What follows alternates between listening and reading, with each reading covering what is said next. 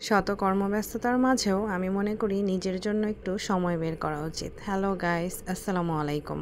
আজ কিন্তু শুক্রবার, সাপ্তাহিক ছুটির দিন, তাও চলে এসেছি কর্মস্থলে। আর এই যে দেখেন, আমরা সব কলিগরা একসাথে হয়েছি, প্ল্যান করেছি কোথাও ঘুরতে যাব।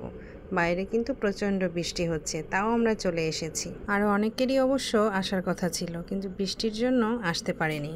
আর এই যে আমাদের ছোট্ট শেহরিশ, সেও আজকে আমাদের সাথে যাচ্ছে। আশা করি অনেক মজা হবে। আমরা এখানে সবাই মিলে গাড়ির জন্য ওয়েট করছি। আপাতত আমাদের স্কুলের সামনে থেকে একটা সিএনজি নিয়ে নিলাম আটিবাজার পর্যন্ত যাওয়ার জন্য। আর এই যে দেখেন, আমরা একটা সিএনজিতে কতজন মিলে উঠেছিলাম।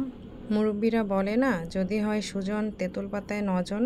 আমাদের কলিগদের মধ্যেও সম্পর্কটা ঠিক তেমনই। আসলে প্রতিটি মানুষের কাজের জায়গায় দেখবেন এমন কিছু সম্পর্ক তৈরি হয়ে যায় যেগুলো রক্তের সম্পর্কর চাইতেও অনেক বেশি মূল্যবান হয়ে যায়। আর আমাদের কলিগদের মধ্যেও সম্পর্কটা ঠিক তেমন। তবে জানি না কতদিন এভাবে একসাথে থাকতে পারবো, কারণ বাস্তবতাকে মেনে নিতেই হবে। কাজের জায়গা মানুষের পরিবর্তন হয়, এটাই স্বাভাবিক। আজ হয়তো আমি এখানে আছি, কাল নাও থাকতে পারি। আবার এর উল্টোটাও তো হতে পারে। হয়তো আমার কোনো কলিগের এর চেয়ে আরও ভালো অন্য কোথাও জব হলো, সে হয়তো এখান থেকে চলে গেল, সেটাও হতে পারে।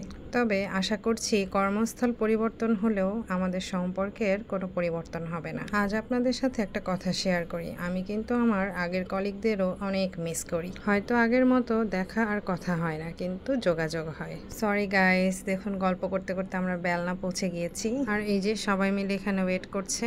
আর আমি টিকিট কাউন্টারে গিয়েছিলাম টিকিট কাটতে।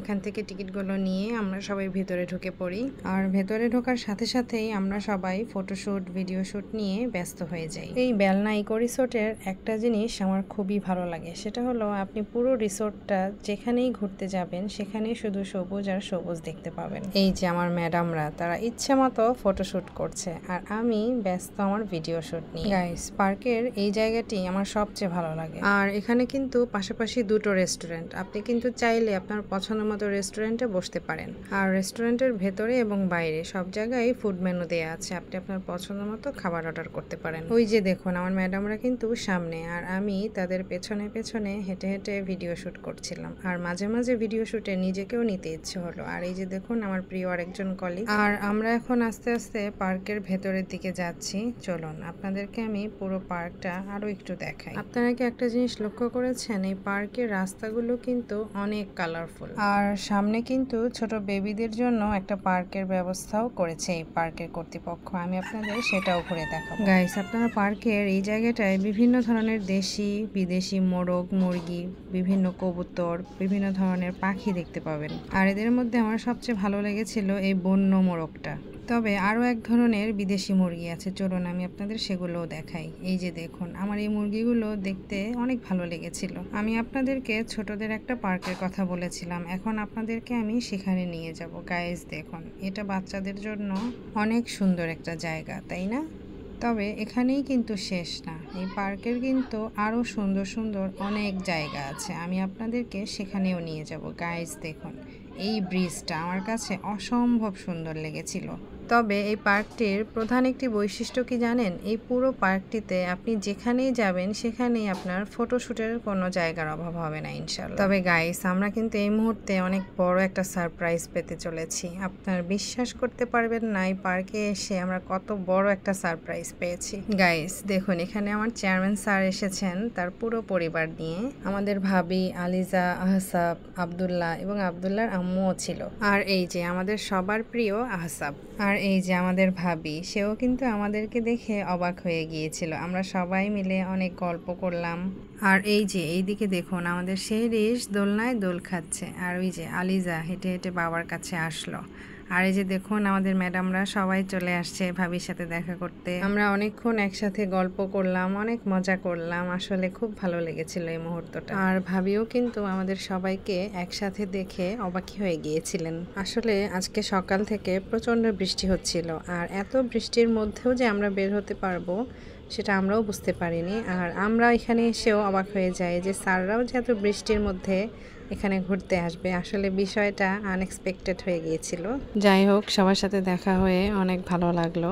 আর এই যে আমার প্রিয় একজন স্টুডেন্ট আহসাব, ওকে আমার অনেক ভালো লাগে, ও সব সময় শুধু হাসতে থাকে। তবে আপনারা যারা আমার এই ভিডিওটা দেখে বেলনা ইকো রিসোর্ট অ্যান্ড পার্কে আসতে চান তারা কিন্তু নির্দ্বিধায় চলে আসতে পারেন। আশা করছি নিরাশ হবেন না। জায়গাটি আসলেই অনেক সুন্দর।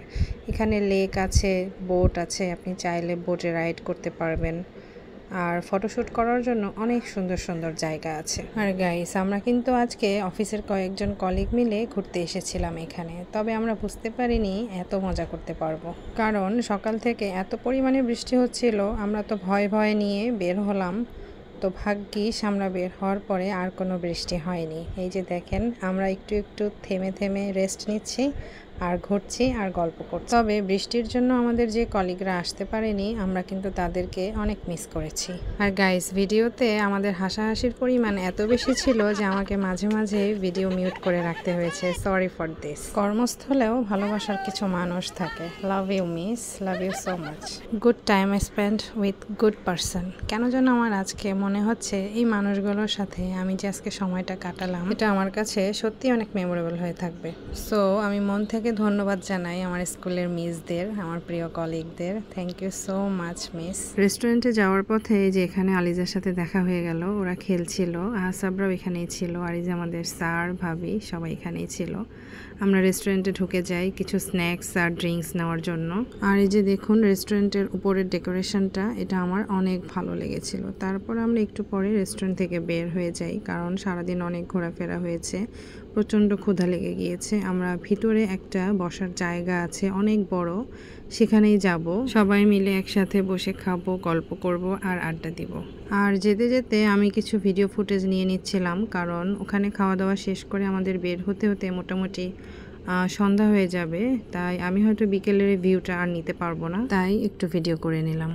এই যে দেখুন গাইস, আমরা বড় খোলামেলা এই জায়গাটায় চলে আসলাম সবাই মিলে, কারণ এই জায়গাটা অনেক বড় এবং সাইড থেকে ভিউগুলো অনেক সুন্দর।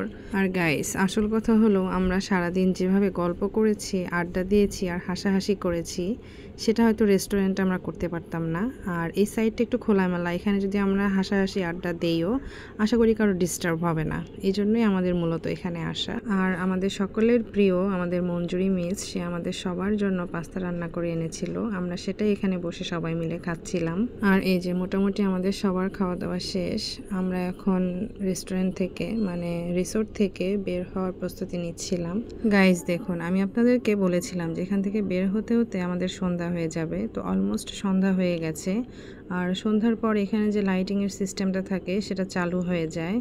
আর পুরো রিসোর্টটা যখন লাইটিংগুলো চালু হয়ে যায়, তারপরে বেলনার সৌন্দর্যটা আমার মনে হয় আরও দ্বিগুণ হয়ে যায়। তো আমি একই জায়গার দুইটা ভিউ নিয়েছিলাম, একটা বিকেলের ভিউ, একটা সন্ধ্যার ভিউ। তো আপনাদের কাছে কোন ভিউটা বেশি ভালো লেগেছে আমাকে কিন্তু কমেন্ট বক্সে অবশ্যই জানাবেন। আমি কিন্তু এই বেলনা ইকো রিসোর্টে অনেকবার এসেছি, আর যতবারই এসেছি প্রত্যেকবারই আমার কাছে অনেক ভালো লেগেছে। তবে আজকেই ফার্স্ট বৃষ্টির দিনেও আমরা এতটা এনজয় করতে পারবো এটা আমরা ভাবতেও পারিনি। তবে আপনারা যারা আমার এই ভিডিওটি দেখে এই রিসোর্টটিতে ঘুরতে আসবেন, তাদের কাছে আমার একটা রিকোয়েস্ট থাকবে, আপনারা সারাদিন এখানে ঘোরেন, কোনো সমস্যা নেই, তবে একটু চেষ্টা করবেন সন্ধ্যার আগে রিসোর্ট থেকে বের হয়ে যাওয়ার, কারণ এখন দেশের অবস্থাও ভালো না, পরিবেশের অবস্থাও ভালো না। তাই অবশ্যই নিজেদের সেফটির কথা চিন্তা করে হলেও একটু আগে বের হয়ে যাওয়ার চেষ্টা করবেন। এই যে আমরা বাইরে বের হয়ে বড় একটা অটোর জন্য ওয়েট করছিলাম, তো একটা অটো নিয়ে আমরা উঠে পড়লাম আটিবাজারের উদ্দেশ্যে। আর মূলত আমাদের রাতের ডিনারটা বাইরে করার প্ল্যানিং ছিল, তো আমরা এখন রাতের ডিনারটা করার জন্যই সরাসরি টাপুটুপু রেস্টুরেন্টে যাব। এই তো এখন আমরা জয়নগর পার হয়ে আটিবাজারের দিকে ঢুকে পড়লাম। সামনে হয়তো পাঁচদোনা নয়াবাজার পার হয়ে আমরা টাপুরটুপুর পৌঁছে যাব। এই যে দেখেন আমরা চলে এসেছি টাপুরটুপুর রেস্টুরেন্টে। তবে গাইস, একটা মজার কথা বলি, এটাও কিন্তু একটা রিসোর্ট, টাপুরটুপুর রিসোর্ট অ্যান্ড রেস্টুরেন্ট। তবে রাতের বেলা হওয়ায় আমরা রিসোর্ট সাইডে যাইনি, আমরা সরাসরি রেস্টুরেন্ট সাইডে উঠে পড়েছি। এই যে দেখুন আমরা সবাই মিলে দোতলায় চলে আসলাম। আর এরই মধ্যে কিন্তু আমাদের সাথে ছোট্ট আরেকজন গেস্ট অ্যাড হয়েছে, সেটা হলো আমাদের মুন্নি মিসের মেয়ে, আমাদের সবার প্রিয় প্রাপ্তি। আর গাইস, আমরা কিন্তু এখানে এসেই সবাই সবার পছন্দ মতো খাবার অর্ডার করে দিয়েছি, আর খাবারের জন্য ওয়েট করছি, সাথে একটু গল্প করছিলাম, আড্ডা দিচ্ছিলাম। খুব খুব ভালো লাগছিল আর আমিও কিন্তু মিসদের সাথেই ছিলাম। সো গাইস, এই যে দেখুন আমাদের অর্ডার করা খাবারগুলো চলে আসছে। আমরা অবশ্য এক একজন এক একটা সেট মেনু অর্ডার করেছিলাম। আর আপনাদের কার কাছে কোনটা ভালো লেগেছে আমাকে কিন্তু কমেন্ট বক্সে অবশ্যই জানাবেন। গাইস, পেটে ক্ষুধা রেখে আর ভিডিও ফুটেজ নিতে পারছি না, তো খাওয়া দাওয়া শেষ করে একেবারে বাইরে আপনাদের সাথে দেখা হবে।